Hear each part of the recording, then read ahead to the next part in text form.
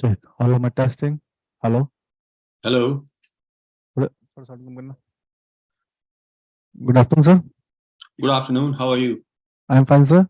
I'm audible, sir. Yes, you are. Okay. So just starting for 2 p.m. Session, sir. Okay, Waiting for. no problem. Okay, sir. I'm standing by. Okay, sir. Thank you so much. Thank you. Sir, anything you present the presentation, sir? I've got to share my screen. Just share screens one time, sir. I check it. Shall I do it now? Yes, sir. Okay. Can you see the screen? Yes, sir. Please put on a slideshow mode, sir. Full Okay. screen mode. Okay. Please change the slides, sir. Next slides. Change the slide. Okay. Yes, sir. Working nicely, sir. Is that good? Yes, sir. Everything fine, sir. What's your name? Atul Sharma, sir. Sorry? Atul Sharma, sir. Atul Sharma. Atul, I'm Sunil. Okay, yes, sir. Yeah. Call me Sunil. Yeah. Yeah. Yes, sir. Okay, Okay, sir. Thank you so much, sir. So shall I stop sharing? Yes, sir. Okay.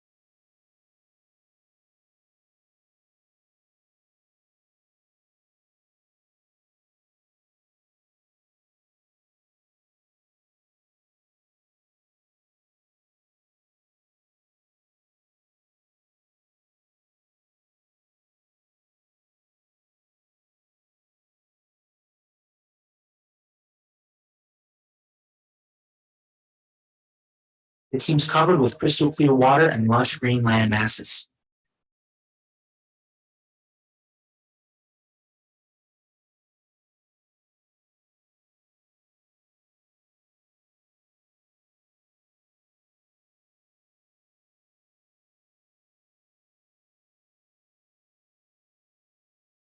Earth. From 2 miles up, it is a beautiful now for the first time. Scientists, arts, educators, governments, and dignitaries from around the world come together to bring attention to and begin the greatest campaign the planet ever faced. The campaign to save the planet, our oceans, and ourselves.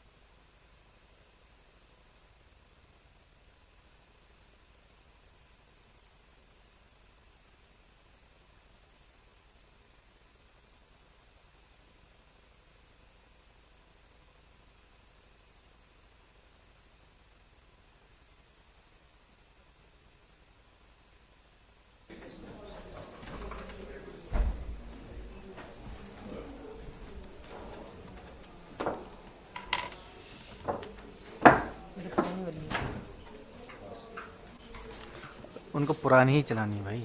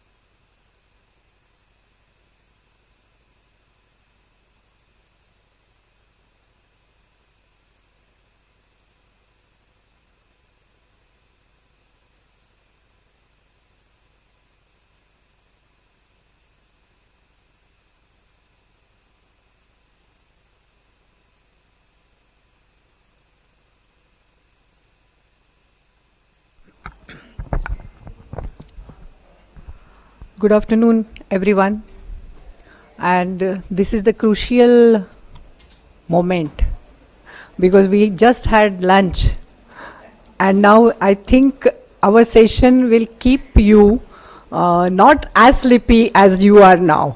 So I welcome all of you in this very different session, which is out of the box and very innovative session, I must say, that everyone keep awake.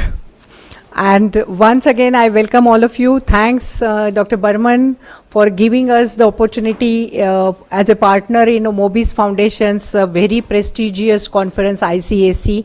Mr. Garg, I am very happy to have you here on the second year of yours and mine also as a side event moderator and presenter. So today we are here for giving you a little knowledge about ocean, biodiversity, ocean literacy, mangroves and carbon sequestration. It's a very diverse kind of side event which we have planned in presence of all of you. So for these sessions we are having a chairperson, Mr. Leonard Soneshin, who has over 48 years of experience in keeping fish, 37 years experience in scientific research, 25 years experience in science education, innovation, over 100 publications and extensive performance in conservation collaboration, climate change issues and public awareness. He started his career in a medical research laboratory, and Leonard has been the CEO of the World Aquarium in San Luis since 1992. He has been created 5 museums and these aquariums in all over the world. So thank you, Leo, for accepting this invitation and chairing our session. I welcome you on this session. We have Antonella Vassallo. She is the Managing Director of the International Ocean Institute at its headquarters in Malta. She has academic background in chemistry and biology with specific experience in environmental appraisal and aquaculture and nutrition of finfish. Her chemistry is precisely attached with ocean and especially for ocean literacy among the layman. She started training programs on ocean literacy all over the world. Ms. Vassallo has served as a board member appointed by the Ministry of the Government of Malta and many other eminent posts.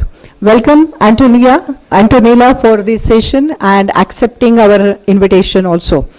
We have Mr. Kanna Siriparapu, Senior Fellow of Saki Waters. Very difficult name and very difficult man, but very easy to go. A biocultural diversity enthusiast, experienced program manager with a demonstrated history of working in the civil and social organization industry, strong program and project management professional skilled in non-profit organization, sustainable development, policy analysis, sustainability and science. Currently, he is working as a senior fellow at Saki Waters in Hyderabad, Telangana. And we have Sunil Murlidhar Shastri. He is participating from UK. So Mr. Sunil Murlidhar Shastri is a consultant, educator, speaker and Rotary International Paul Harris Fellow. He is as deep as ocean in the knowledge of ocean and environment governance. He found his passion for PESEM in Maribus in 1982 under Elizabeth Borghese, to whom he has very high regards as like any of guru in our life. Though he started his career in mining and ocean engineering, he is known as a passionate trainer in the field of ocean literacy. Once again, welcome Sunilji. You are what to say, our friend, philosopher and guide, and I'm very happy at least you could participate through web. So this is the technology. And I myself, Dr. Vinita Hemant Apte, founder and director of TER Policy Center. TER means Earth in French, and we stand for technology, education, research and rehabilitation for the environment. We have started ocean literacy program with Antonella and Sunil Shastri in India. And we are getting lots and lots of participation in every program. So TER is working in biodiversity, forestation, environment education and any other parameters for the climate change. But today I just don't want to say more about TER, but I want to listen from the panel. So over to you. I think I should see to, Leonard. Thank you. We have a 1-minute video that will introduce the subject. Earth. From 2 miles up, it is a beautiful blue planet. It seems covered with crystal clear water and lush green land masses. But when you zoom in, the view from the surface is quite different. It is a planet struggling to survive untold changes to its atmosphere, oceans, and wetlands. A planet where droughts caused by climate change threaten a global water crisis, and where even today 1 billion people lack access to clean water. A planet in which 1/2 of its wetlands have been destroyed and polluted river runoff has created large areas in which nothing lives. A planet in which 40% of its coastal waters are no longer fishable or swimmable. Over 90% of fish, once plentiful, have entirely disappeared. A planet where the melting of the ancient ice masses, rising sea levels, and destructive hurricanes and storms are caused by man-made global warming. Earth is a beautiful blue planet, struggling to survive and neglect of its own people. Every child born from this point in time is entering this life as an endangered species. Now, for the first time, scientists, artists, educators, companies, and dignitaries from around the world coming together to make attention to and begin the greatest campaign the planet has ever faced. The campaign to save the planet, our oceans, and ourselves.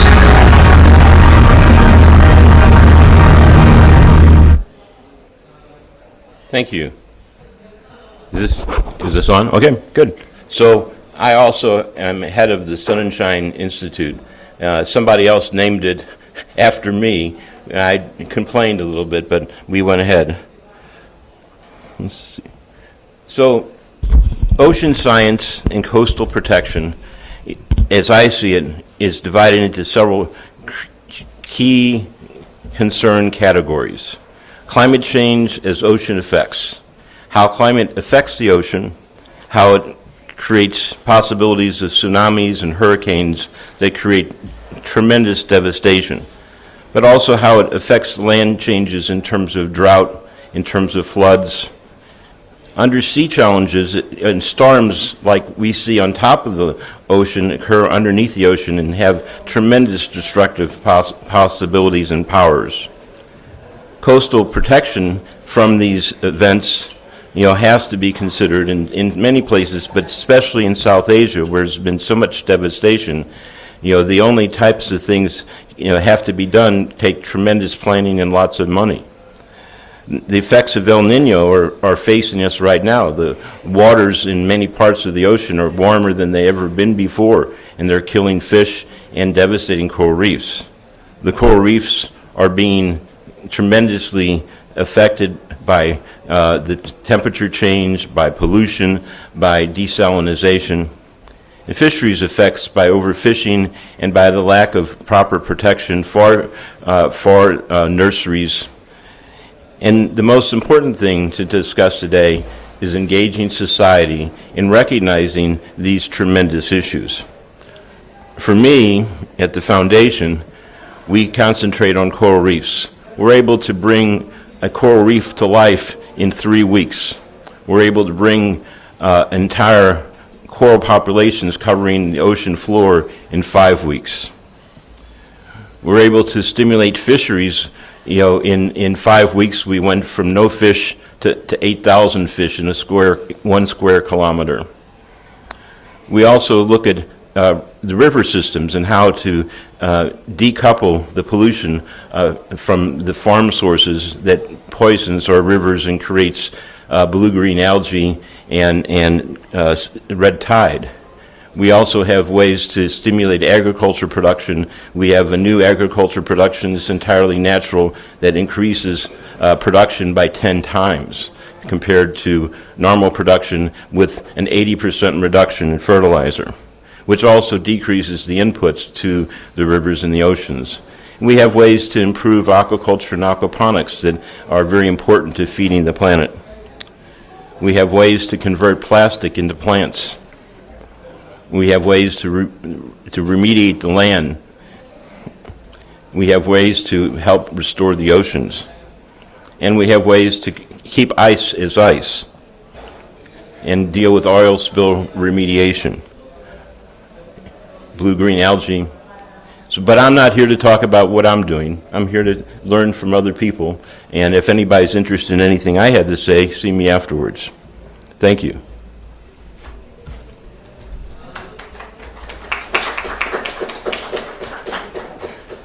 Thank you. I should ask to deliver speech to Antonella. Antonella, can you? Yes, of course.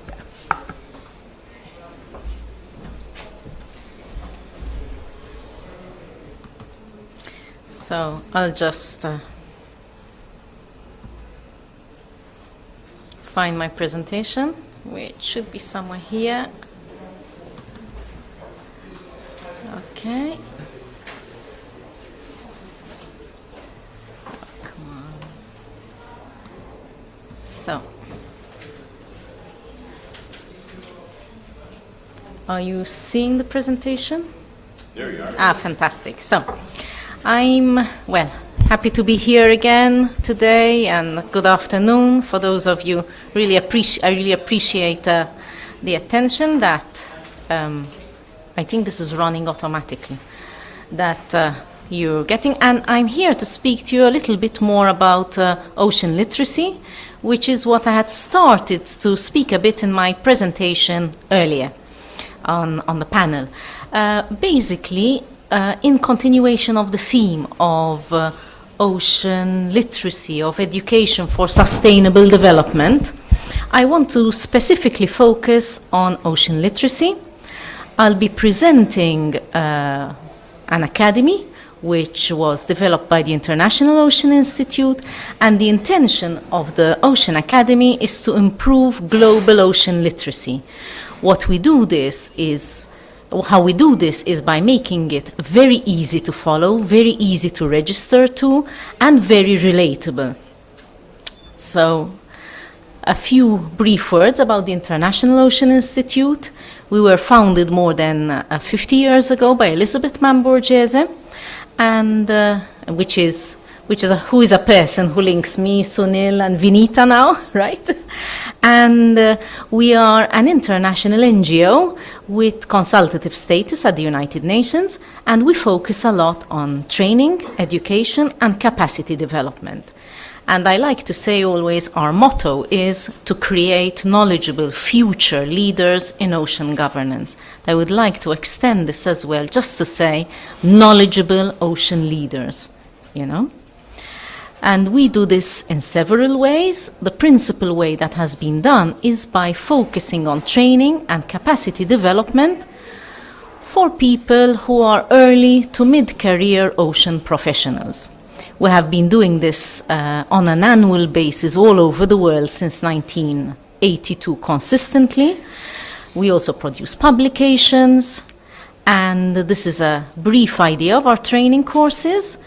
And over the years, we have been very blessed to have created an international corpus of IOI alumni, something that we launched last year as part of our 50th anniversary program is in fact the Ocean Academy. And what happens is that the Ocean Academy has been a way for our graduated alumni from the training courses over all these years to be able to give back to their communities of their knowledge which they have accumulated over the years, maybe even through their linkage with the International Ocean Institute. We are very blessed to have a growing and thriving family of graduates from the IOI training courses, so more than 2,000 alumni over the years from more than 140 countries. So this forms the backbone of our global ocean literacy program. Just before I continue, just a brief definition of what literacy is, and specifically ocean literacy. And in the media and publications around this, the generally agreed definition is that to be ocean literate is to understand the ocean's influence on you, but very importantly, your influence on the ocean. And an ocean literate person, therefore, understands how the ocean, I just want to make a small point, we always refer to ocean nowadays, and this is very specifically to emphasize that this is one interconnected biome habitat. And I think it behoves us very much to remember this, that we are talking of one interconnected watery realm. So an ocean literate person understands the essential principles and fundamental concepts about how the ocean works. That it's a habitat, that it's an environment, that it's a modulator of climate, and all the things that we of the ocean community almost take for granted. Someone who's ocean literate can communicate about the ocean in a meaningful way.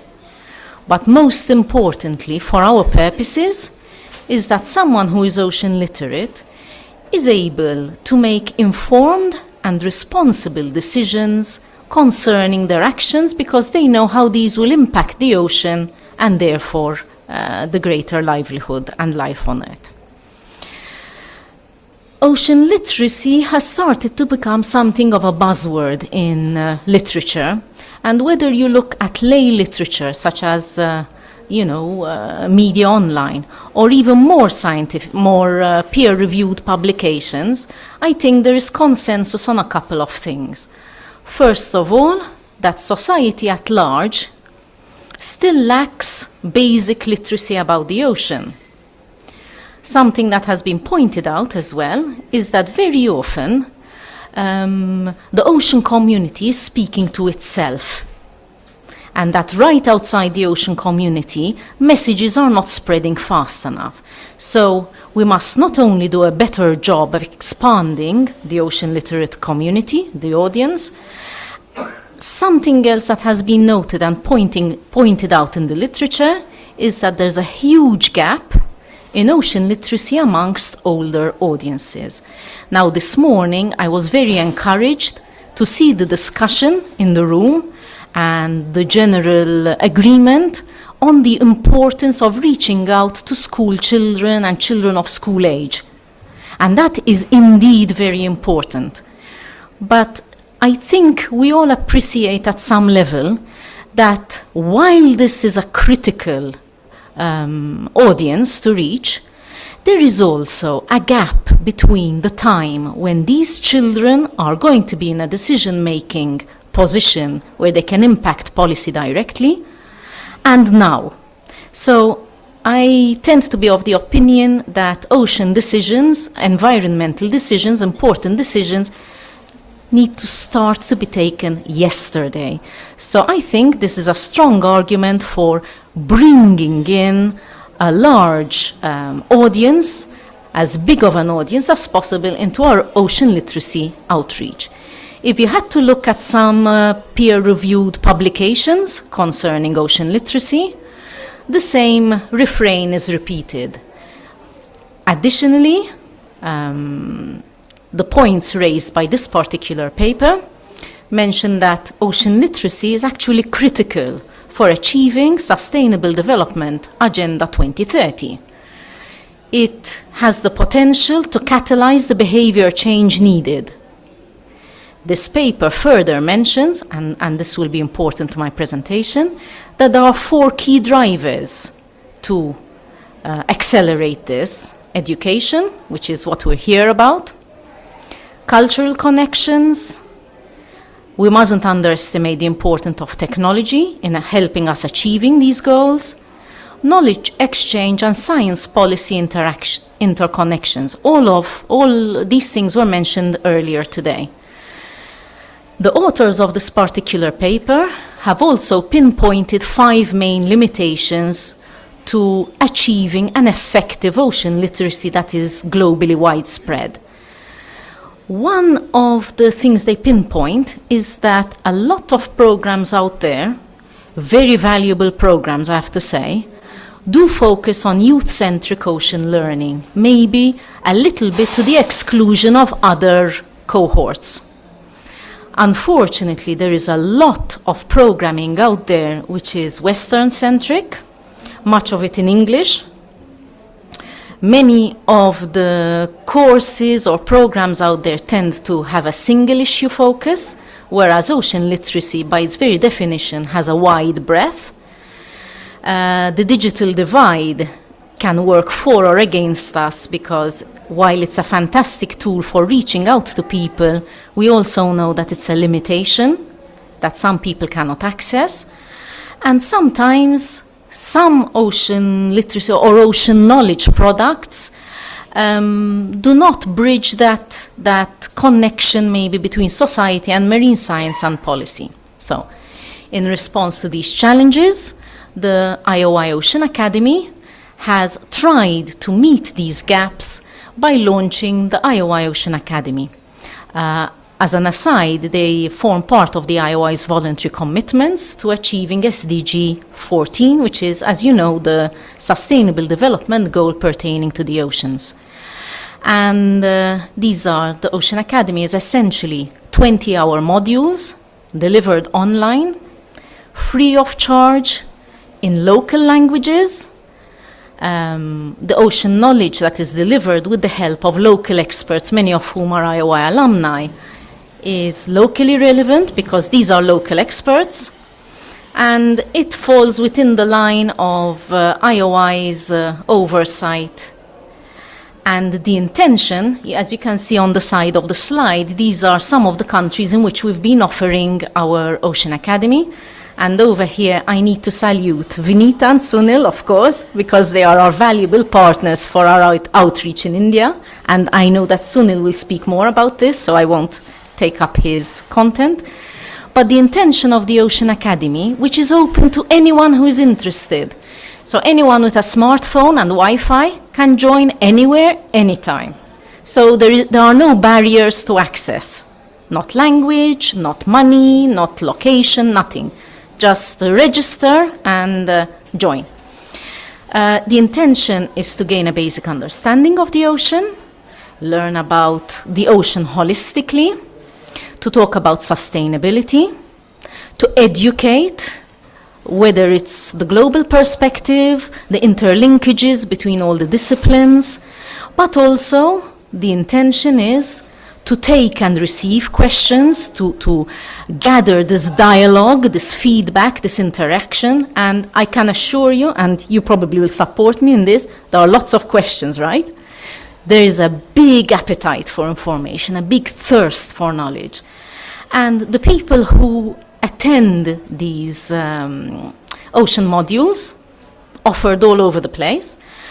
We hope and we believe that they then become empowered to take up those local actions, those local decisions, which can positively influence their immediate communities and beyond. Just to give you an idea of where we are as of right now and what we expect by the end of 2023. So we've already run, by the end of 2023, we hope to have offered at least 40 academies. These are conservative estimates, in 19 countries and 17 languages. And we have more planned, I hope. Contents are flexible, they really reflect the local needs. And if you look at the table at the bottom, I don't know if this is still on, you can see that we are lucky to have a lot of interest. More than 9,000 people apply, and this is a conservative estimate, I can tell you, as of maybe a couple of weeks ago. But we unfortunately only have space for about 1/3 of the people who apply, because we try and keep the online module manageable so that all questions and all debates can be addressed. So what I am probably trying to say with this is that there's a lot more appetite, a lot more interest than we can possibly accommodate right now. So we always look to try and expand our program, to offer more programs in a country or in a language cluster. Just to give you an idea of the width and breadth that we are approaching and the languages, you can see that there's quite a nice spread of languages and centers that we offer in. I mentioned already the trends are all very positive and upwards. There's great interest. So I think, to me, it's now a question of making this more available, offering the modules more often. And for my last, I just want to quickly rush and not take up much time, but just to give you an idea of the impacts we are seeing from the feedback of this program that we have been running in pilot phase since Q4 of 2021. So we've collated quite a lot of feedback from our international offerings. So basically, participants come from a wide variety of backgrounds. There's no limit to age, no limit to the kind of background they have. They range from professionals who are maybe experts in their field, but not necessarily in ocean issues. There are school children, there are their grandparents, anyone who is interested can join. They all do ask questions, because I get feedback from our course directors, and they say one of the most interesting parts of the course, apart from sharing knowledge, is having that interaction with people who are interested. And as a take-home note, we know that more efforts need to be made to spread ocean literacy. I'll wrap up very quickly. The topics are regional and locally relevant. People are very surprised to learn about their impact of the ocean and the ocean's impact on them. Many of these people actually come from inland locations, and the ocean is not necessarily something in the forefront of their mind. So many of them are actually surprised to see what far and wide reach the ocean has in their lives. And lack of ocean literacy is really quite common. As I mentioned, accessibility is really easy, and as we see technology spreading, it's going to be easier and easier for more and more people to join. Local examples are critical in what in the jargon they call ownership. When people learn about environments that they are familiar with, the message becomes more personal, and the encouragement to do something about it becomes more strong. On the columns on the right-hand side, you can see that, taking into account the paper I showed you earlier, the Ocean Academy, the IOI's Ocean Academy, meets all those shortfalls and all those criteria identified in the paper. In summary, ocean literacy is essential to achieve Agenda 2030. public understanding is particularly required in those populations which have been historically neglected, which have been left out maybe of the stakeholder conversations that we need to have, and which very often and tragically tend to be on the front lines of environmental collapse. So reaching out to the knowledge they need, I think, is an obligation on our shoulders when we talk about education and sustainable development. And we hope and trust that becoming more ocean literate will bring or accelerate that effective positive change. I think, in summary, that the ocean literacy, the IOI's Ocean Academy, can be an accelerator of this change and can bring ocean knowledge to the communities that need it. There is still a massive gap that needs to be filled, so I think we're only at the start of our work here. We look to expand this program, we look to bring more partners on board, we look to spread even further, because the IOI is a knowledge-based, not-for-profit NGO. For us, this is our vocation, our interest, and this is where we really spend a lot of effort. So if you have questions, I'm happy to take them when the chair says. So, Questions at the end. yeah, Because we have other speakers. of course. Thank you. So thank you, Antonella. It's really good to know about the IOI and the passion about ocean literacy. The ocean never tires nor retires. It is as fresh as today as it was yesterday. That's what everyone says. And we are now again fresh up to listen from Sunil Shastri about his vision about ocean literacy and education. Sunilji, please. Thank you, Vinita, for your kind introduction. And I hope you can see my slides. So thank you very much for the kind introduction. And I'm grateful to Dr. Berman for allowing all of us the opportunity to be here. And of course, to my friend Ram Buj, for inviting me to be at the conference. Unfortunately, I cannot be there in person, but here I am. And it's good to see Leonard after ages, literally, albeit online. And of course, Vinita and Antonella, who are my partners in crime, as it were, and our new friend Kanna. So thank you very much. So my name is Sunil Muralidhar Shastri, and I am the director of the International Ocean Institute, Ocean Academy, India.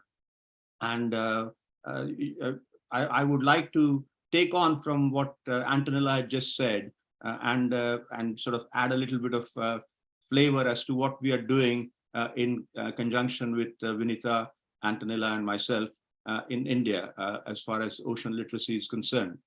So I call it Opportunities for Ocean Literacy, the IOI Ocean Academy in India. Let me start by quoting my guru, Elizabeth Mann-Borghese, and who said that we have to create this ocean culture. And what she said by creating ocean culture was the need to create an ocean mafia to manage better the affairs of the ocean. And I mean, she used the word mafia very knowingly. Her husband was Sicilian, Giuseppe Borghese, the famous philosopher. So she had in her mind. And I also see the organizers of this conference have another session tomorrow, which talks of environmental mafia. So this word has to be taken in that light. And Elizabeth said that in 1972, even before the movie Godfather came. So I think she had a vision of this ocean mafia, which is what we are trying to, bring it on. And she was talking about this ocean culture, which is similar to computer culture of the 60s. In 1962, the first personal computer, as it were, came. Environment culture, which is 1972, which is from the Stockholm Conference. And of course, she thought ocean culture starting from 1982 from the United Nations Convention on the Law of the Sea. So all these things have come together in her thought process. And I'm basically one of her soldiers, foot soldiers, as I call myself, as Antonella well knows. So this is these 7 principles of ocean literacy, according to UNESCO. So basically, it talks about ocean having big features, ocean having sort of a role to play in the lives of human beings. It influences weather. Obviously, if we didn't have this great body of water, we would be like our closest neighbor, the moon, where the daytime temperatures go to 127 degrees and the nighttime temperatures go to minus 173 degrees, and so on. It supports a great diversity of life. Ocean and humans, as Antonella said and Leonard said earlier, that humans and ocean are inextricably linked. And the ocean is largely unexplored, which is where this whole business of, the United Nations Ocean Decade for Decade of Ocean Science, science we need for the ocean we want. So all that, is combined in this whole idea of ocean literacy in the 7 principles of ocean literacy. I have my own 7 principles, or what I call as 7 pillars of ocean literacy or ocean governance. And these consist of these, but if you see the 7th one, I consider that as the central pillar, education and awareness. And that's at the heart of ocean literacy. But importantly, of course, it has to be supported by the other pillars, which are science and technology, geopolitical economy, institutions and organizations, democratic institutions, of course, legislation and making laws that can work and that can be implemented. The role of civil society, you, me, everybody, governments, industries, organizations, commercial bodies, and so on. How to get the money for doing the right things that you want to do. Do the right thing because it's the right thing to do. We always say that. But how to get the money to do it, financial initiatives. So all these are the pillars that we want to support. And this whole idea of 7 pillars came to me when we were paying tribute to Elizabeth Borghese in December 2002 at UNESCO in Paris, after her death in February 2002. And after my talk, I came out with these 7 pillars, and I have made an entire kind of ocean governance literacy program on my own, on what we call as a lecture circuit, if you like, on this. And I have developed that since 2002 for the last over 2 decades now. The ocean literacy, how do you want to take it, the way forward to it? And one of the biggest things Elizabeth used to always say is it has got to be at all level and for all ages. I think Antonella just mentioned that, irrespective of age, whether it's grandparents or grandchildren or whatever, everybody has got to be involved. And Elizabeth used to talk of children from 8 to 80. So I asked her out of curiosity, Elizabeth, why do you use the number 8? And she said, that is where little animals become human beings. She actually presented her copy of a book, Chairman and Super Shark. It was a book she had done for children, and she presented that to my son, who was about 7 or 8 at that time. And she wrote that, this is exactly what she wrote, that this is the age at which little animals become human beings. And then I said, why 80? And that time, because I had met Elizabeth for the first time when she was about 60, in her 60s. And she said, old age is my age plus 20, so that's why this 80s, so, but the idea is that everybody is included. So the whole idea is to get amateur enthusiasts. So we want to combine amateur vigor with professional rigor, formal and informal education, goal-focused and open-ended, both, it's got to be both. And training of professionals, continuing professional development is very important. And educating policymakers, that's the absolutely most crucial thing. The policy makers who are our decision makers, will be changing our lives for generations, lifelong learning for them is extremely important.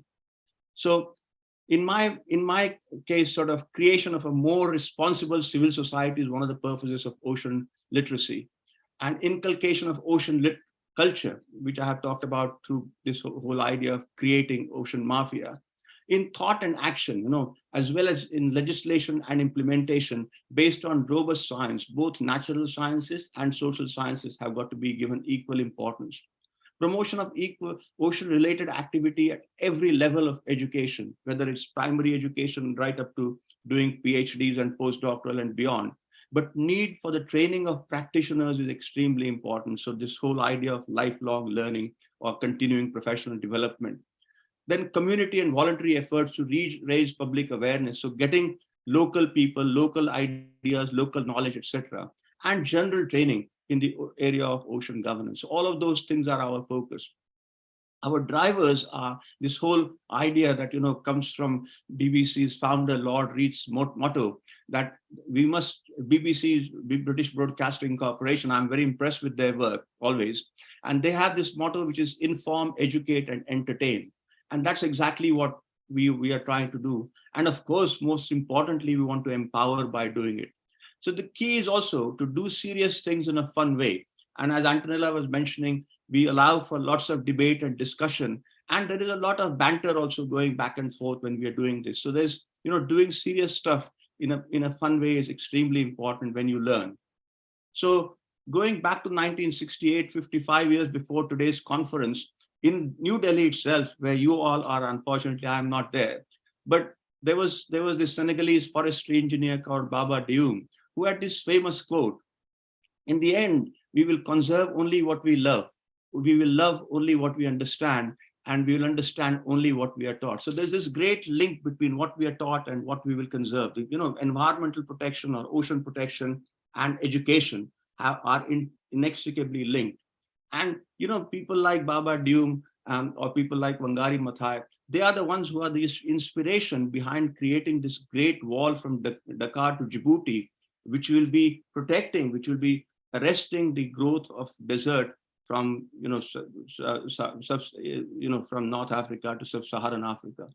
So those are the kind of inspirations that we're talking about. So let me talk a little bit, because Antonella has spoken in greater details about the principles and the philosophy behind the International Ocean Institute, Ocean Academy.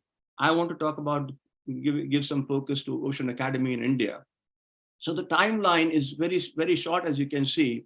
The sort of the great and the good of the International Ocean Institute started in 27th of May, and I was asked to join the seminars. This was obviously online during COVID time, and that time we talked of this idea of getting together, how to get the participants, how to get the finances, how to get the support services, what topics should we be talking about, etc. And then I was honored to be appointed the director of the IOI, and then I was told to find a partner in India. And I was lucky to find Vinita, who was enthusiastic about doing it. I put her in touch with Antonella, who were both happy to work with each other. And I was the kind of, the glue that brought them together. And then we signed this tripartite agreement on Elizabeth Borghes's 20th anniversary. And of course, we launched immediately the program on World Water Day last year on 22nd of March. And we have already done 3 programs. So the 4th one is coming later this year.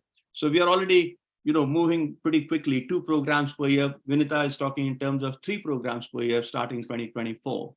She is very enthusiastic, and I cannot stop admiring her. Anyway, the tenets, the basic tenets of International Ocean Institute are: it's available, as Antonella said, it's free of cost to the participants, virtual online delivery, so you can get it anywhere, as Antonella said, 20 hours, so it's not too taxing for anybody, 10 sessions of 2 hours each, must have genuine link to ocean governance. That's the most important thing. Addressed to amateur enthusiasts, important, very important. Delivery in local languages. We are trying to do that, and again, Vinita is going to be helpful doing that. We are looking for partners because India is a continental country, so obviously we have lots of regions, lots of languages, so we want to get that. And of course, we give a certificate at the end by a way of recognition. Now, the team is very important, and the team consists of my 2 bosses, my 2 friends, if I can call them my bosses. Antonella, when Antonella asked me to look for a partner, I was looking for Antonella Vassallo, AV, I was looking for VA, and I found Vinita Apte, just to reverse the names and reverse the initials, as it were. Vinita is the founder director of TARE Policy Center. Antonella is the managing director of IOI. Tutors, the team consists of course, the tutors. It started off with 2, me and Vinita to start with, and Miss Pitare, actually Dr. Pitare to start with, and then went to 4 in the next session, in the second course, and 6 in the next one. And hopefully we'll keep on growing the number of tutors as we go, so we'll probably have 10 sessions delivered by 10 people, maybe even more people, we'll see how it goes. Over 60 participants on each of these programs that we have done so far. And that's a good number. That's a good, solid, healthy number. And the most important team, of course, is this broader IOI Academy programs, the 15 of them to date, constant feedback loop of all the directors and all the other people who are working on these 15 different programs in different countries, learning from each other's experience. So that's very important. The topics that we're looking at are, of course, a range of topics, and they cover natural and social sciences, as I've said, but of course, a focus on ocean governance. And the overarching emphasis is on multidisciplinarity. I firmly believe personally, when Vinita was talking about my vision and my philosophy, I'm not big enough to talk about vision and philosophy and those kind of things. But my ideas simply are natural sciences run the world, but social sciences rule the world. That's what I firmly believe in. So there's a great, you have to have this importance given to both natural and social sciences, in my view. IOI Academy, the tutors. Now, of course, I've said we've gone up from 2 to 6 to 2 to 4 to 6, but we want to include all sorts of, backgrounds in these tutors. We don't just want to have university academics. We want to get people, of course, from who are university academics, but we want to get consultants and experts. We want to get industry and commerce experts, people from the fisheries, people from shipping and so on, government departments in India, and of course, from neighboring countries, intergovernmental and non-governmental organization people from UNESCO, people from UNDP, etc., community of stakeholders, to local people who have some stake at what's happening and what's happening in the realm of the ocean activists and advocates. We want to get all sorts of people in our tutor list as far as possible. What are we going to do tomorrow? What's the future for this Ocean Academy India in the coming months and years?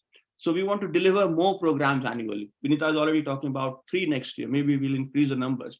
Create a greater regional base, to have greater regional focus. India being a continental country, is imperative that we at least have 4 or 6 regional bases and develop more programs. Develop and deliver programs in more regional languages. Scout for more regional experts in all those areas that I have mentioned on my previous slide.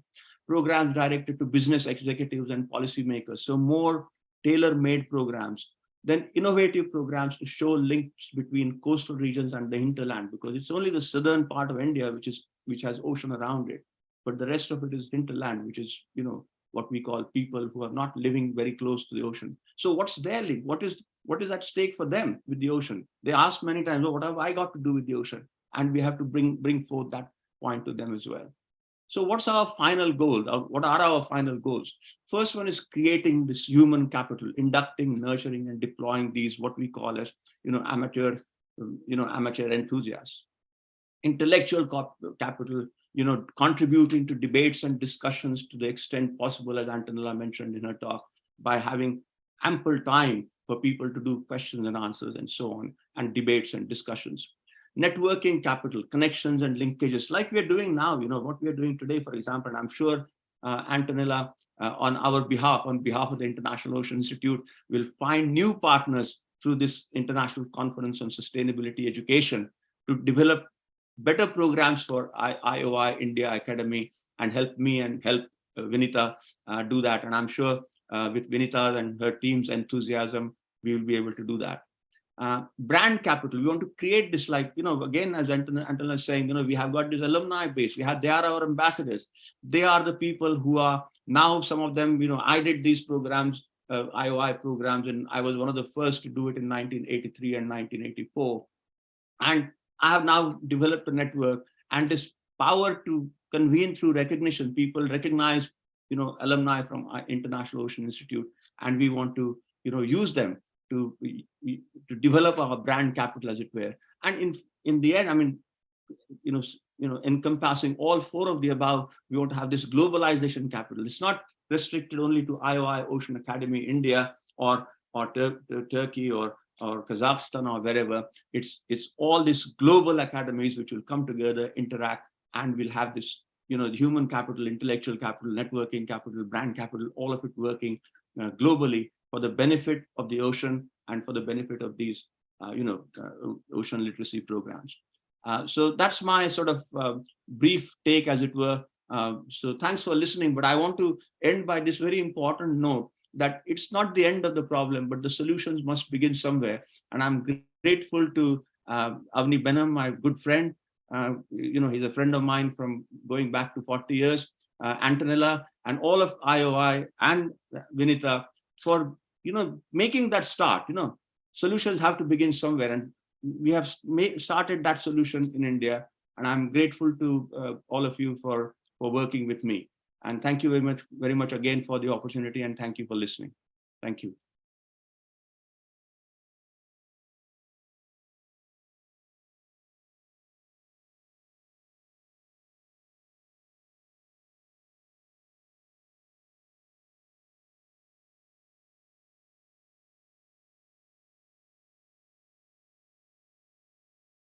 I'm not able to hear now, actually.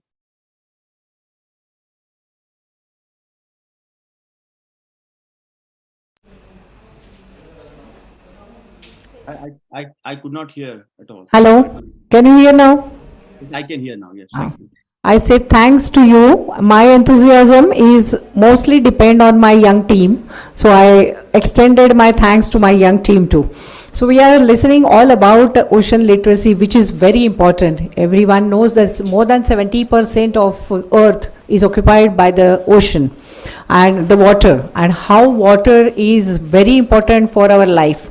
The ocean biodiversity is day by day decreasing because of our man-made interactions and intervention to the ocean. Only the plastic has decreased a lot of biodiversity, and everyone knows that the high carbon sequestration in the coastal region as well as in the ocean. And the person who is next to me is Kanna Kumar. He is passionate about not only about the ocean or the world underwater, but he is passionate about mangroves, forestation, about mangroves and carbon sequestration. So let's listen what his thoughts are.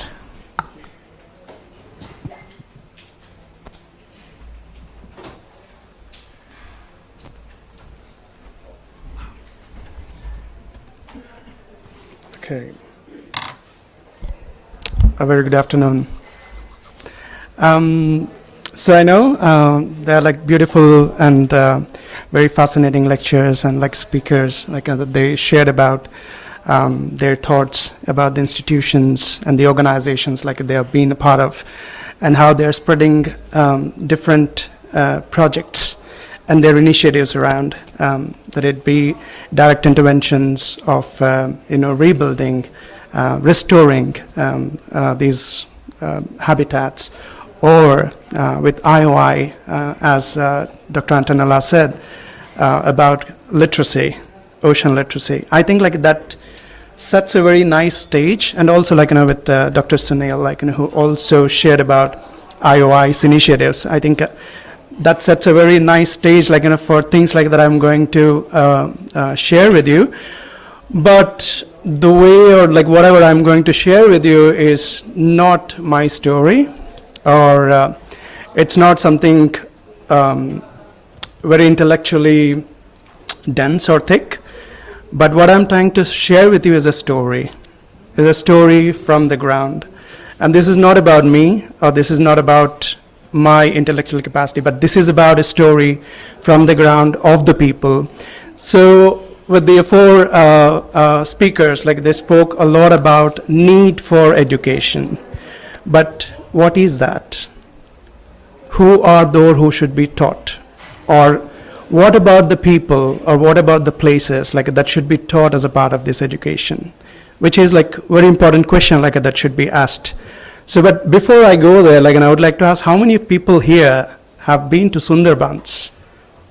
Great. Or how many people here been to Bitrakanika? Oh, that's great. So I have like somebody like who can connect like with what I'm going to share, the story of people. So the story like I'm going to share with you are the stories of like two places.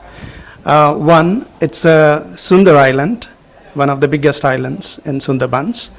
And there is another one which is Satabhaya, is one of the villages that's almost eaten away. It's right now under the ocean. So Satabhaya is actually 7 brothers. Of course, none of the brothers are alive today. except like Satabaya is like hanging barely there. So as you can see, like this picture was taken by one of my friends from Satabaya. And of course, like, and I could have made a very, very compelling presentation, but sorry, like I had like very limited time and pictures, so I could not like make it as compelling, as interactive as possible. But with the picture, like it was taken from Satabaya.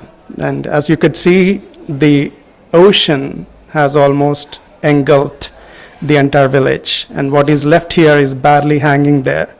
That source, which was source of life, water, is barely hanging. So at this conference, and this like an opportunity, like about this ocean land, about this international conference, I would like to speak a little more about ocean land, the impact of ocean on land, but the impact of ocean on land, when it is physical, it is visible. But when it is psychological, it's barely visible. So I'm not going to speak like more about the physical impacts of ocean, but the physiological, or not even physiological, psychological impacts of ocean, when one of the important factors or important variable, which is mangroves, are missing. So it's a story about mangroves, it's a story about people, it's a story about oceans and its impact on land, and how everything impacts the mental health of the people, and what education, or like and how education like and can actually address like these things, is what the story would be all about.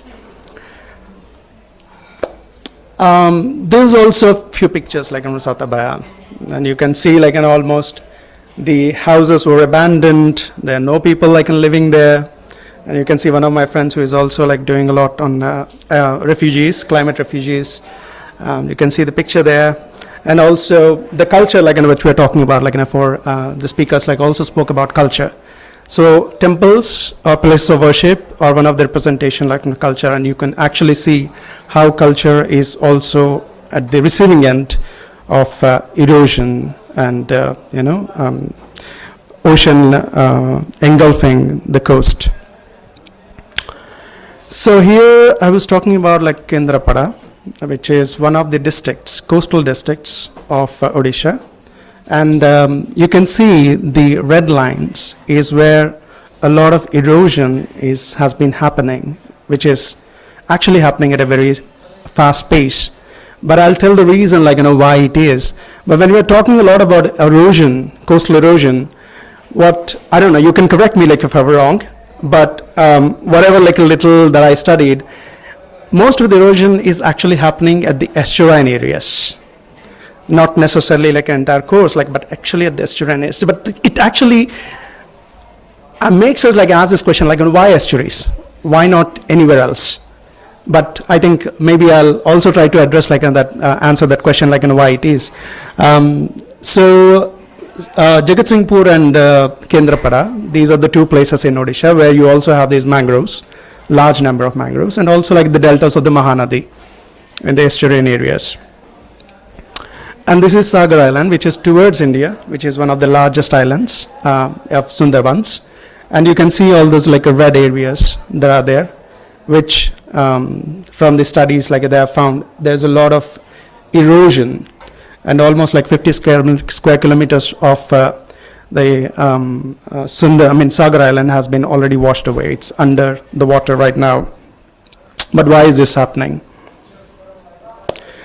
So with the rate of erosion, like as you can see with the Sagar Island, like it lost like more than 50 square kilometers of the land mass of this particular island. And then if you see like there are surrounding islands that are also part of like this Sundarbans delta and ecosystem, most of them have disappeared. We have lost them. We don't have, like that's a list that's right there. And the people like of these islands are now resettled on Sundar Island. So there's a lot of resettlement, people actually moving from the neighboring islands which already disappeared over a period of time. But like it's happened like long before this climate change, everything narratives like have took the center stage. By 1990s, most of them like have vanished. Of course, like we didn't even like start talking about climate change at that point of time. And when it comes to Satabhaya, as I've said, like Satabhaya is like Sat is 7, Bhaya is like brothers. There's 7 brothers.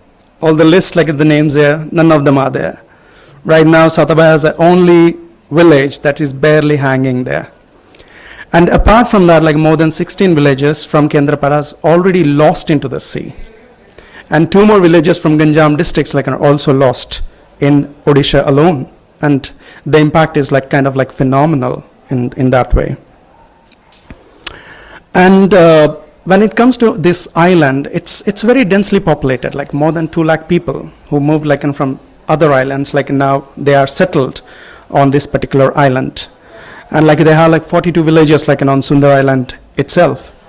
And then with Satabhaya, like in the village like which is barely hanging, like you have like 600 families like and still living there, barely hanging, without like much amenities. The amenities like that we are enjoying like today, even as basic needs as drinking water is not available like in these places. People are still like looking for resettlement. Resettlement for the people, it's an emergency, but the same thing is not for the bureaucracy or for the government.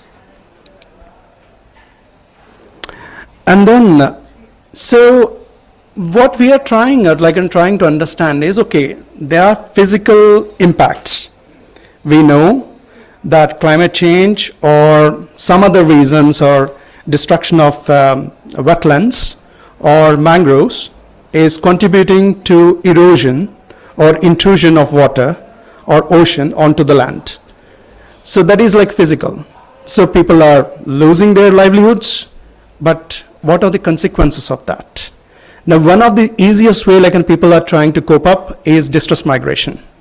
People are actually moving away from their moorings, where like they used to live, from the place where they used to call as home. And now in Sagar Island, like more than 30% of the people have reported like to have been involved in migration. And as far as Gujarat to Tamil Nadu and farther like to Kerala. Same thing has also been reported like from Satabhaya as well. So most of the people are actually moving, mostly men, like to South Indian states like Kerala for better opportunities. But it has consequences. When men move out, it has a consequence for the families who are left behind. And with men moving out, the amenities not within reach, and the machinery and the government or the bureaucracy is not acting quickly upon like in the emergency of the people. Now the two sections of the society, basically mostly the women and children, are the hard hit. And with children it's like an even worse, because children, they are not in a position or the power like to actually say what they are going through, or they're not in a power like to demand like what their rights are and what they're really entitled for. So with one of the studies like we did, we found like there is rampant malnourishment among the kids in Sundar Island, Sagar Island, and there are like waterborne diseases there. There are like food insecurities, skin irritations, diarrhea, whatever. Like these are physical. But one of the major things that we also found, it was also found like by the studies, is the hopelessness like of the children and abuse by their own parents, because parents were not able to cope up with the stress like that they're going through, because loss of livelihoods, loss of amenities, and the hopelessness in the future. Like what they do is like they actually put the burden like on the children, either the caregivers or the parents, like and they abuse the children, and children are like not in a position to actually like see what they are going through, which is very sad. And also like in Sundar Island, in most of these Sundarbans, like what we also found, it was also found was there are like more child brides, because as parents started seeing if the girl is married off, she is better off, because we are not able to take care of her, so that she is married, she is better off. Now, once she is married, she becomes a mother at a very young age. Now, when she herself is a child, she doesn't know how to handle the responsibility of a kid, and it puts more and more stress both on the mother as well as the kid. It's just a vicious cycle, and that just spins more further and further and further, and people are not unable to get out of it. And then when men are moving out, there is an increase in sexual harassment of women who are left behind, especially by these traders who actually trade them and traffic them into sex trafficking, which is a very sad thing. But it's also there, it was reported from there. And women are also feeling with insecurity. They have to cope with this. There is increase in drudgery because they have to play the part of the men as well as women in that house. And similar things or cases are also reported from Satabhaya as well. For example, kids who from the Satabhaya, there is no more school there, but they have to continue their education. But of course, parents see a value in educating their kids, for which they send their kids into somewhere else, to the nearby village or district, to their relations, where again, because children often feel anxiety, separation anxiety, when you separate them from their parents. So here, sometimes kids suffer from that separation anxiety. Sometimes the caregivers abuse them, and also it puts stress on parents as well, by staying away from their children. But these are very subtle things which you cannot quantify. These are not visible like the maps that I've shown you. These are not visible in education, but these are real issues that are there on the ground. And also, as I said, similar to the drudgery and everything in Satabhaya, similar things also play out or playing out in Sundarbans as well. So, but of course, the government it's not that state government is not doing anything. It's doing, but at a very slow pace. Out of the 600 households that are displaced, by at Kendrapada, only a fraction of them have been moved or resettled in other places. But with the resettlement is not complete, and people can complain that okay, we don't have the amenities that are necessary for a good life in these places.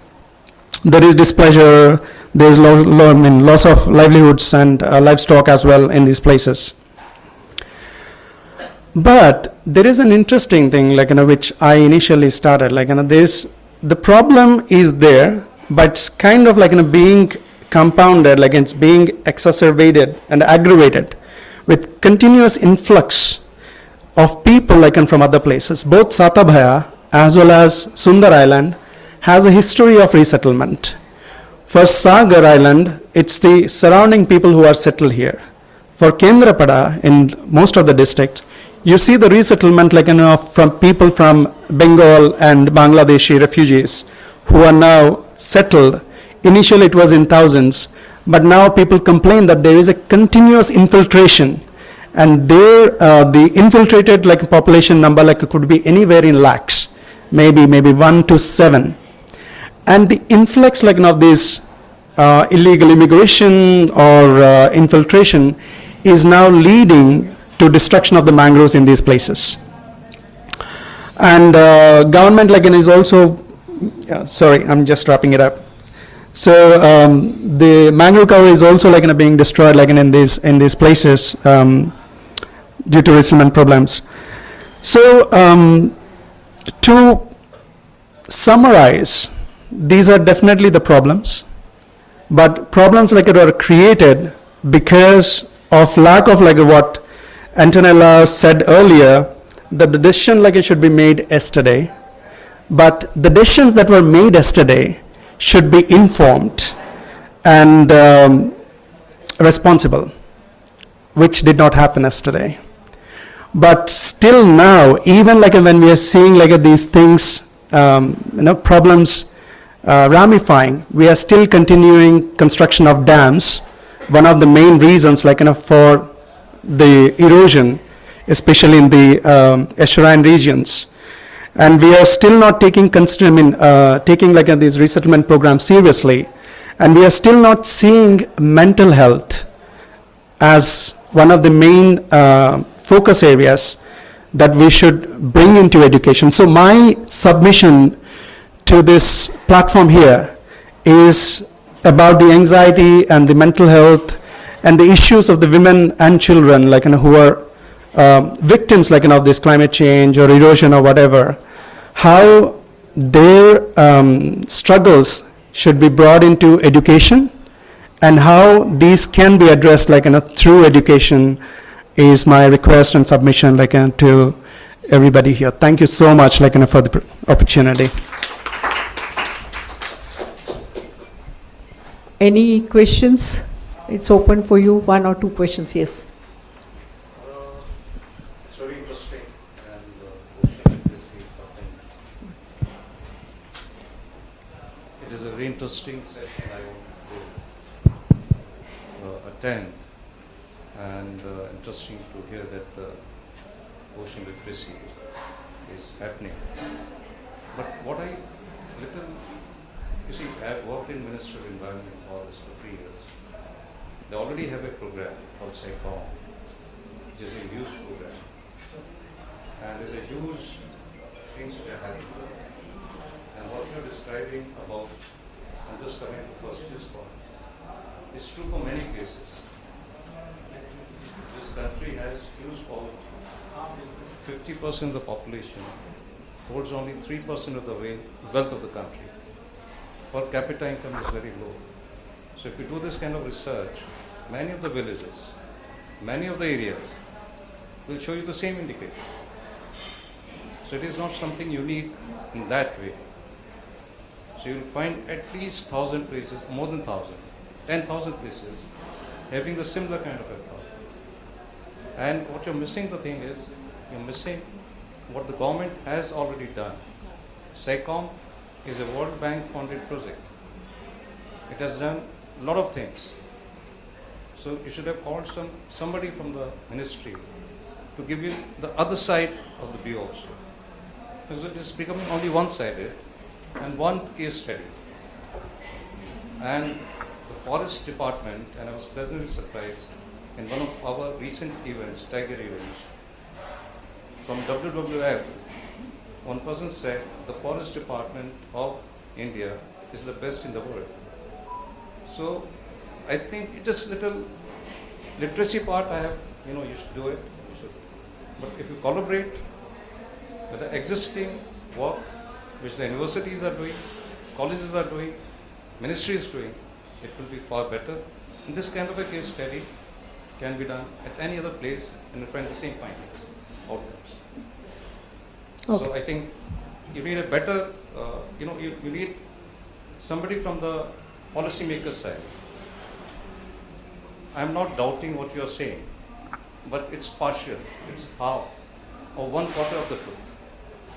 Full truth is not coming out. So that's my little point in this. Because you are from government side. But I'm a retired man.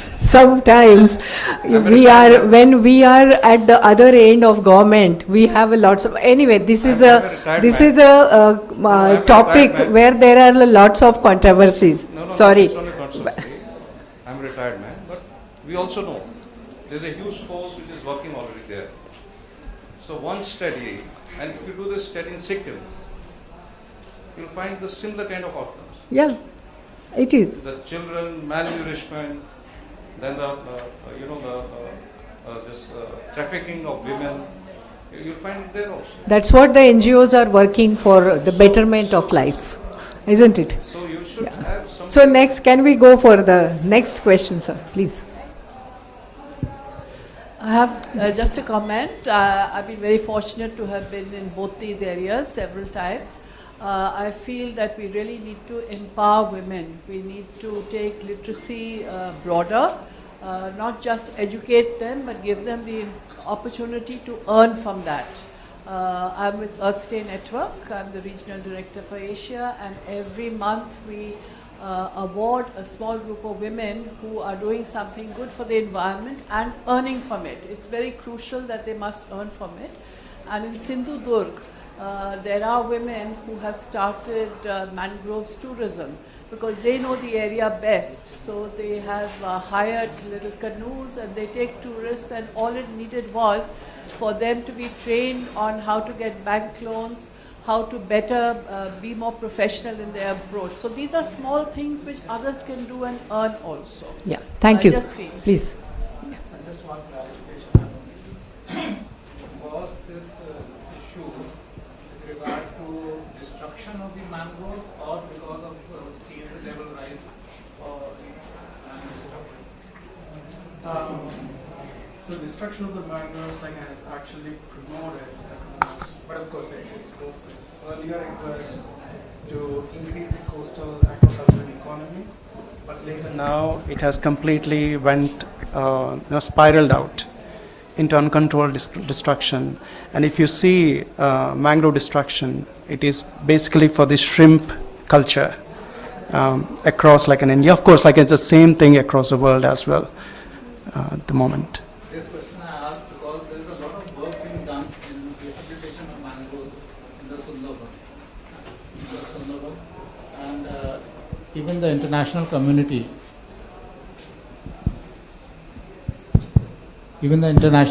I was Director General of SACEP. We worked in 5 areas in Sundarbans and also in Orissa coast. And there we found that mangroves have been rehabilitated by the Forest Department to a very great extent. And I think there is a lot of work being done in the coastal areas of both Sundarbans and Orissa.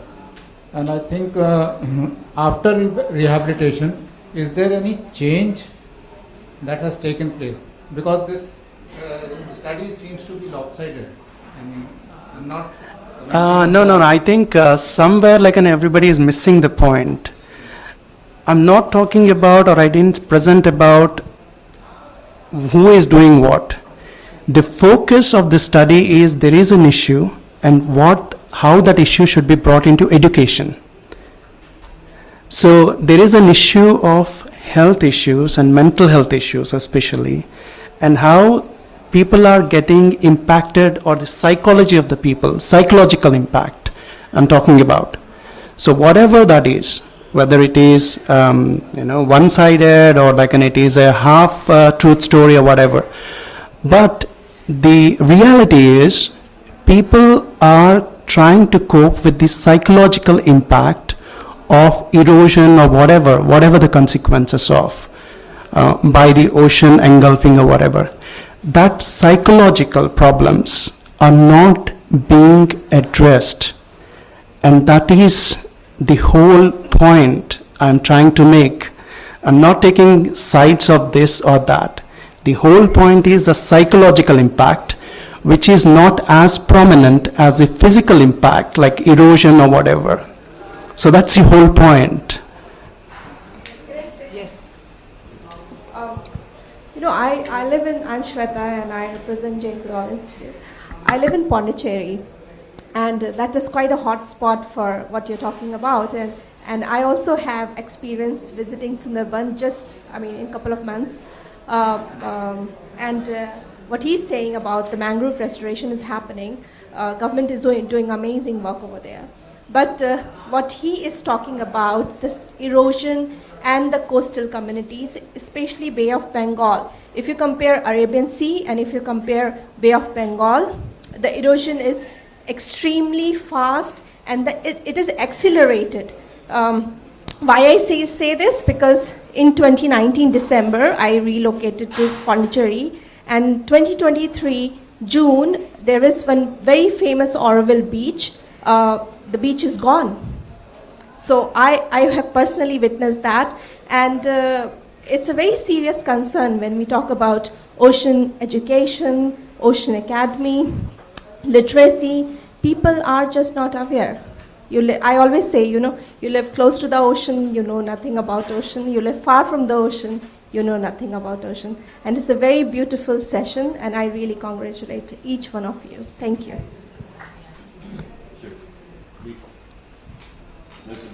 I'm sorry. Antonella has a question. Just one quick question. I was trained as a marine biologist, and one thing I wasn't taught was meteorology.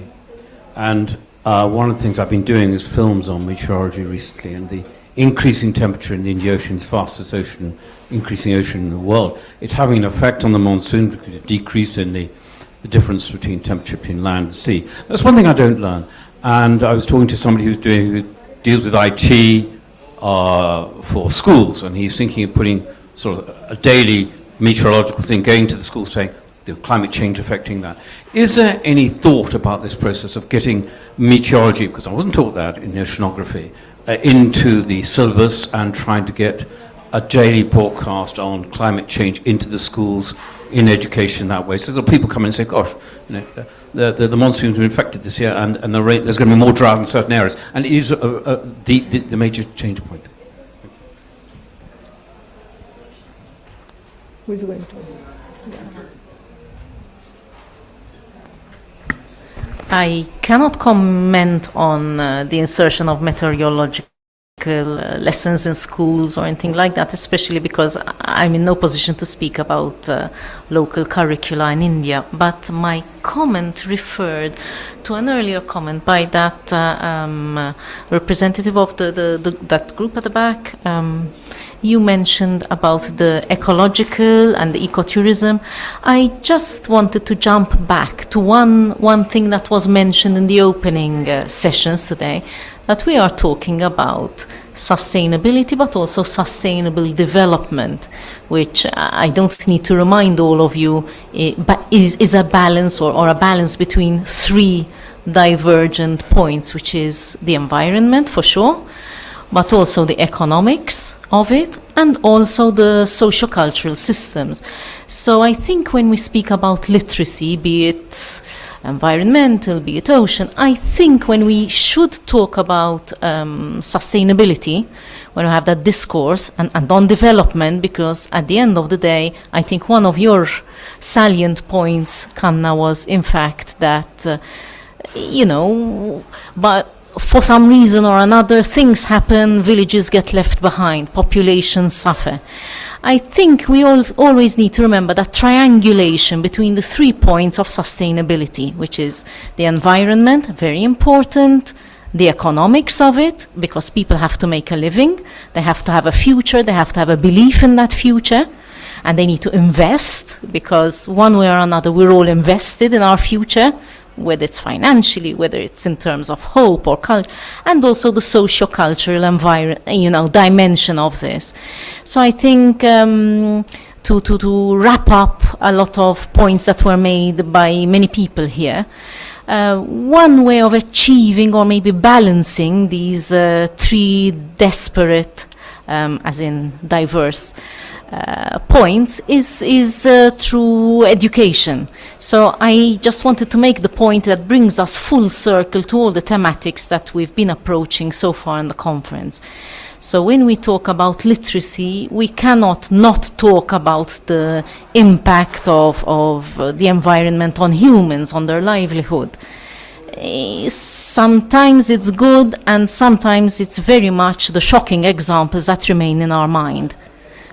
But yes, there are also good examples of livelihood regeneration and environmental regeneration.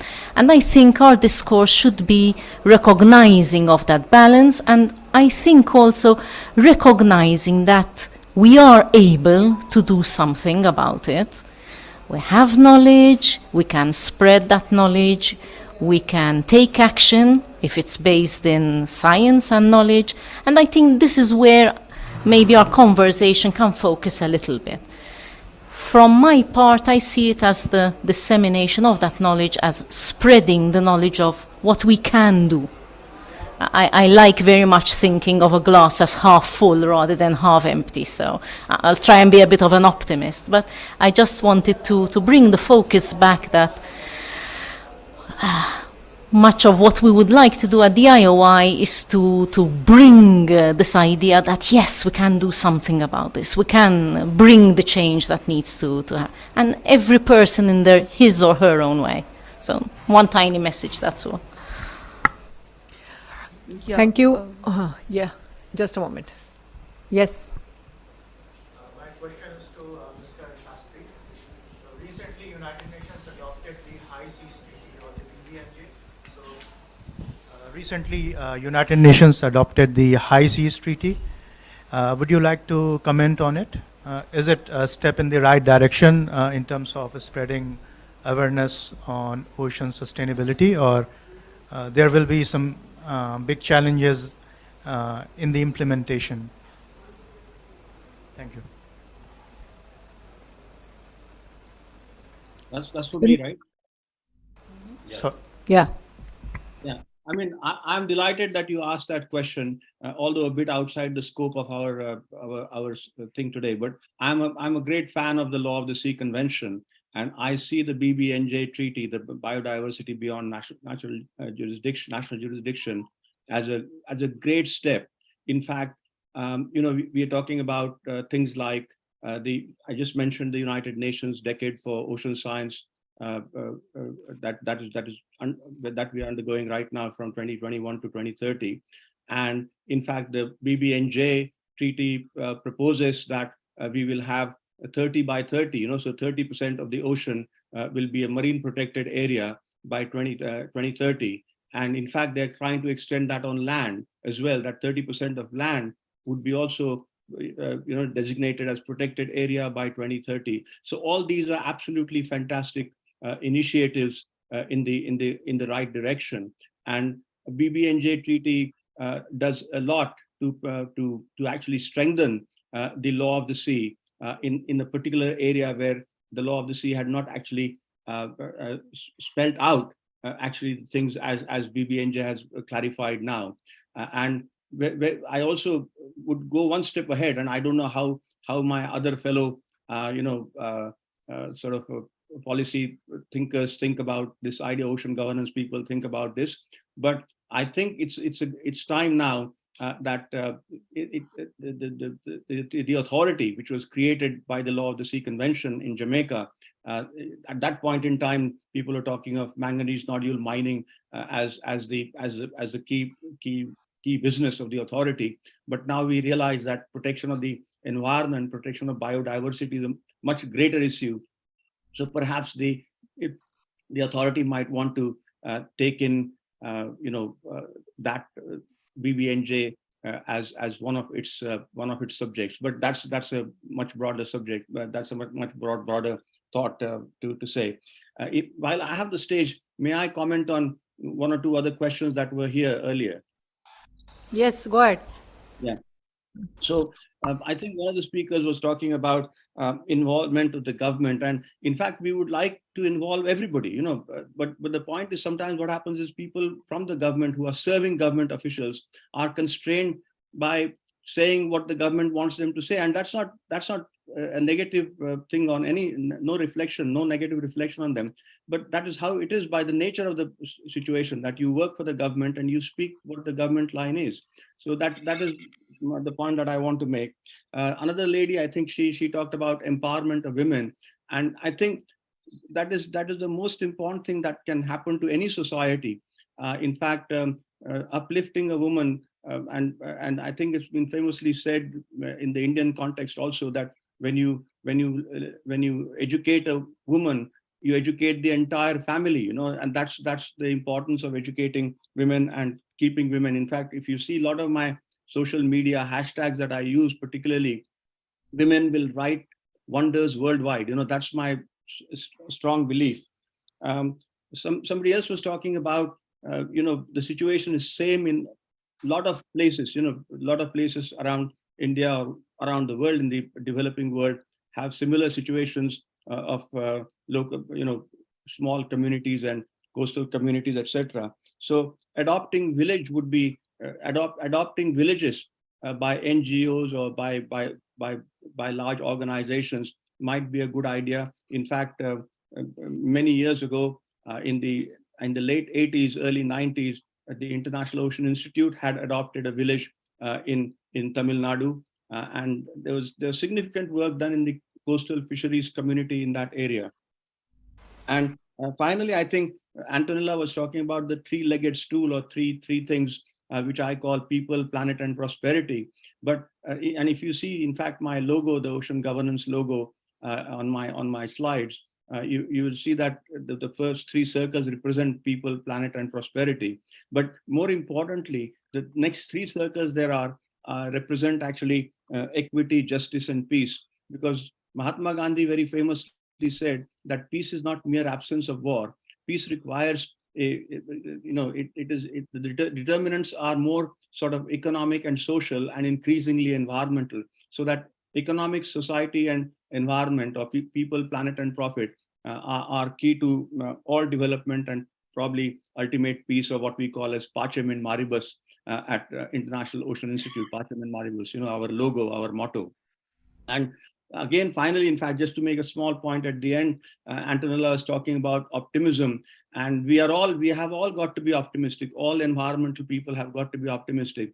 The optimism is not a celebration. It is not, I'm not celebrating by being optimistic, because if I'm not optimistic, I cannot get up the next morning to do the positive things that I want to do, So I have got to be optimistic in order to, keep on hammering, or keep on, chipping at it, so that I can make that small bit of difference on a day-to-day basis. So that's what optimism for me is. Thank you. I always say optimists have always more fun. I think it's a survival mechanism as well. You have to have that. I think only one or two questions, and then we have to wrap up. It's already 15 minutes. Yeah, good afternoon. Yeah. Myself, Professor Priyanka Puri from Delhi University. And first of all, I would like to congratulate all of you online, sir, and people on the dais. And all the lectures have been equally interesting, and one could really relate to that. And basically, I just want to have one or two comments, like sir has mentioned number 8. So the World Oceans Day is also celebrated on 8th of June.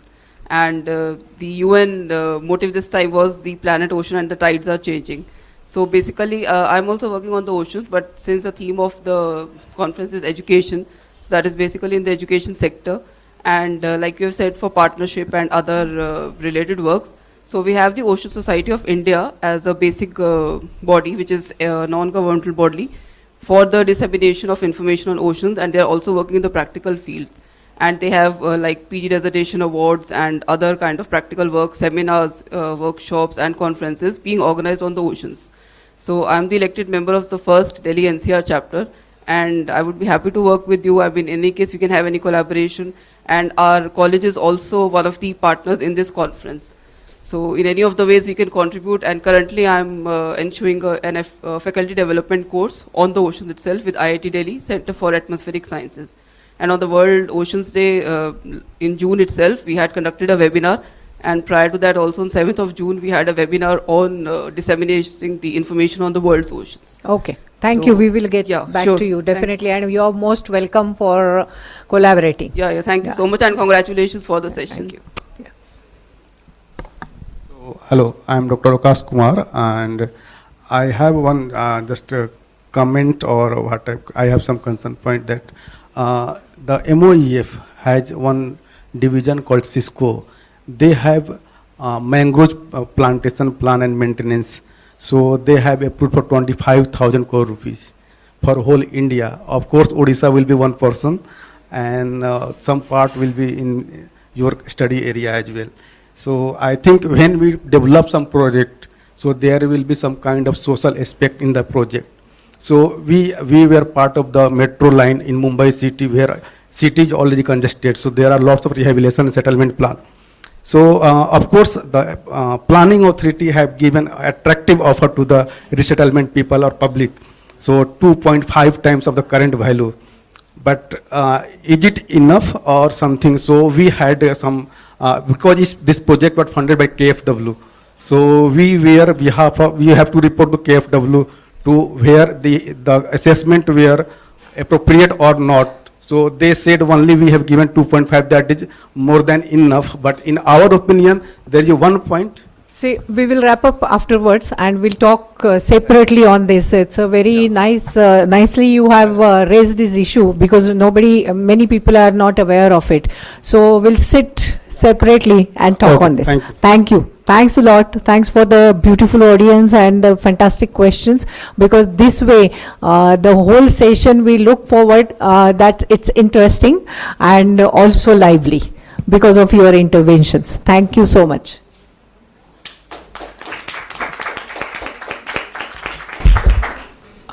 Before we wrap up, I'd like to take this opportunity and request Vinita ma'am to kindly present token of appreciation to all our speakers here. To begin with, Mr. Leonardo Sonansky.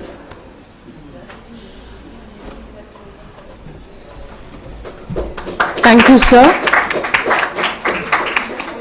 Ms. Antonella Velasco.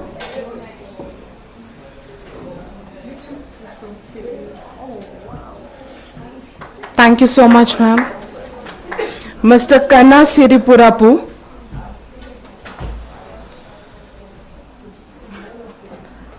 Thank you to the panel for setting up the right tone.